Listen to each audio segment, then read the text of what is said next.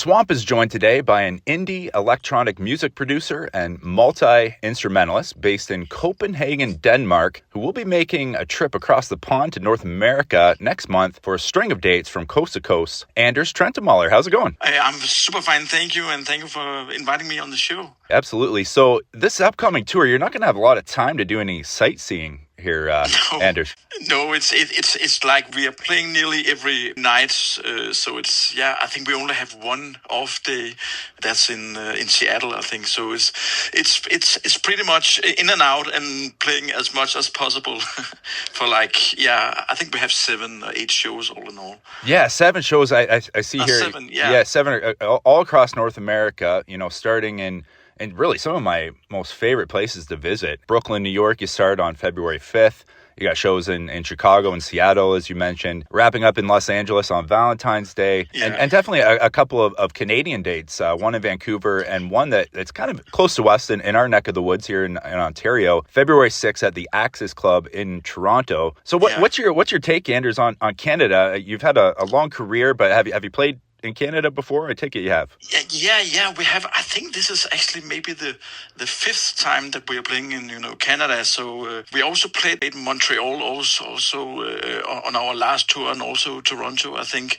So I've always just had good memories, and really we always felt that the crowd is quite passionate actually in Canada. So it's always something that we are looking forward to. In the beginning, it was also only the plan from our that we only did some states, but I was really like, we have to go to Canada. It's so close by. Let's see if we can put up some shows there. So it is only 2 shows this time, but I'm just happy that we have the chance to go to Canada, definitely. And obviously this tour and these Canadian shows are in support of a brand new album, which Dreamweaver, which was just released back in the fall. And from what I understand, with this album, and I listened to it and it's beautiful, you really explore kind of the spaces between dark, wave, and noise. But maybe explain that to me in your words, Anders, a bit. Yeah. What does that mean, and what does this album mean to you? And what? Yeah. It is always hard to describe my music, and sometimes my music also gets into these boxes like dark wave and noise. And actually, I don't think it is that noisy, my album, but it definitely has a quite dreamy. Of course, that's also because of the title, but a dreamy and melancholic vibe. That's maybe my trademark. I think even from the first albums that I did for nearly 17 years ago. Then there's a strong focus on melodies, and I always like to dress up those melodies in different clothes, so to speak. So I always start in front of my upright piano and actually write songs in a quite traditional way. But then it's really fun for me to take those songs into my studio and see where I could go with the songs. And some of the songs ends up in something a little bit more electronic, and sometimes it's more shoegazy and indie-like. But I always try to have the focus on the melodies. That's the main thing for me. And then it's just fun for me to explore what I can do with the music. And that's also something that we are doing live. It is not only indie or it is not only electronic. It's kind of a hybrid between different genres. That's hopefully it's just the Trentemøller sound, I actually saw an interview you did in the past with your writing. You mentioned like writing on a piano, but really focusing on that, creating that structure for a song that it could be performed in different ways, right? Whether it's maybe an acoustic guitar by a campfire, and then like you said, taking it into the studio and using all your different gear and your equipment, right? That's also why I use quite a lot of time on trying to write some strong songs that also could be played in, different ways, not only on the album, but also live, because sometimes we are playing some of the songs, they are quite similar to how they sound on the album, and other songs, they're quite differently, because, sometimes it is nearly like, remixing myself, I think, when we are playing these songs live with a band, because for the albums, it is only me in the studio in a very kind of lonely process, but a process that I really like. But I also really like this contrast of having the band coming in, and we rehearse the songs and we go out and play the songs, and they can also change from the start of the tour.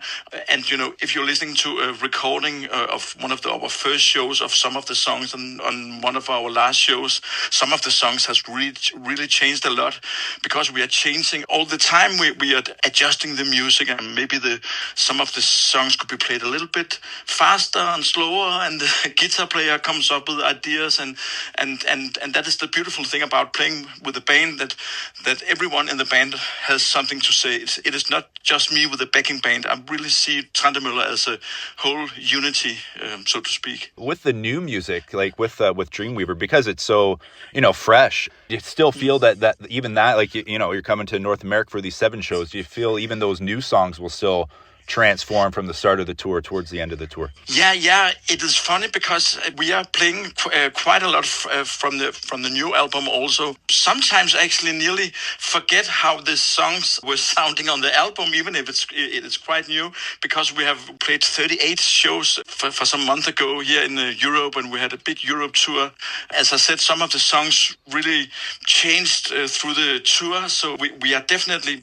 Some of the songs even sounds better now, I think, compared to how they sound on the album, because we really adjusted and really went into all the details even more playing live. So I'm really looking forward to also show the listeners and the crowds out there our new live versions, because I think they're really good, to be honest. I'm sure the people here in Ontario will be really excited, to see this new music. And yeah, you're right. There's something about the live experience that creates a different feeling, I guess, when you have a crowd together and when you have artists and musicians on stage that can take that structure, take that work that's been created, but almost turn it into something new and special on any given night, right? Yeah, also because if we were supposed to play exactly the same songs every night with the same set list, we would honestly get bored after like 5 or 10 shows. So it's also just to make it fresh for our own sake, but also for the music's sake.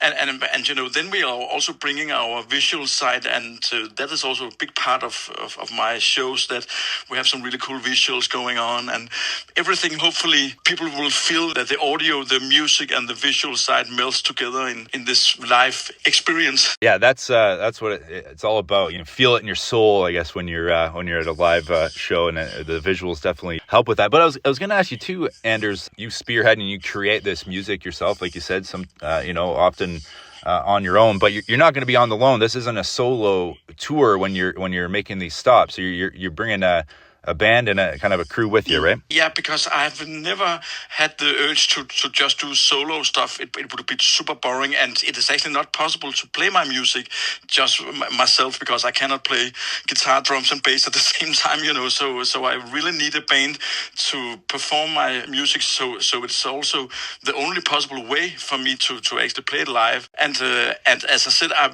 really also enjoy this culture clash from being alone in my studio for sometimes it's nearly a year, only playing the music maybe from my closest friends and my girlfriend, and then suddenly inviting the band into this intimate space it is to do your own music. And I also did my own lyrics for this album and the last album. So it is a very kind of fragile thing in the beginning, and being able to invite the band into my little universe, and then going out to share that music for the whole world. That is, in the beginning, it is really a clash. And I can remember we had actually for some years ago, we were supporting Depeche Mode, and we were supporting them on 10 shows or so. So we went from me in the studio and rehearsing with the band only like 5 times, and then our first show on the tour was a big stadium, going out to play for thousands of people. This time it was much more down to earth. We played for like 2,000 the first night, but still it is really a big contrast for me to do it this way. But I also like it because it's so different from that lonely process in the studio. That's amazing how it can come from on your own in a studio to right on stage with Depeche Mode. That's that was crazy. That's quite the leap. That's amazing. Yeah, but in terms of the individuals, I know Disa, she was the one that sang on this latest album, right? And is she coming on tour with you as well? Yes, that was also the whole point about using her for this album, because she also sang with me on the last tour, on the Memoria album tour, and it just went so well that we simply had to do some songs together. And I really love her voice, and I'm also know what she's capable of vocal wise, because we've been playing so many shows together. So it made totally sense to use her for this album. So I'm really happy that we can bring her also for the live experience. Excellent. Well, I tell you what, Anders, thank you very much for the time today, and for everyone listening. You definitely hop onto anywhere you get music, whether it's Apple or Spotify, and check out Anders' latest album, Dreamweaver.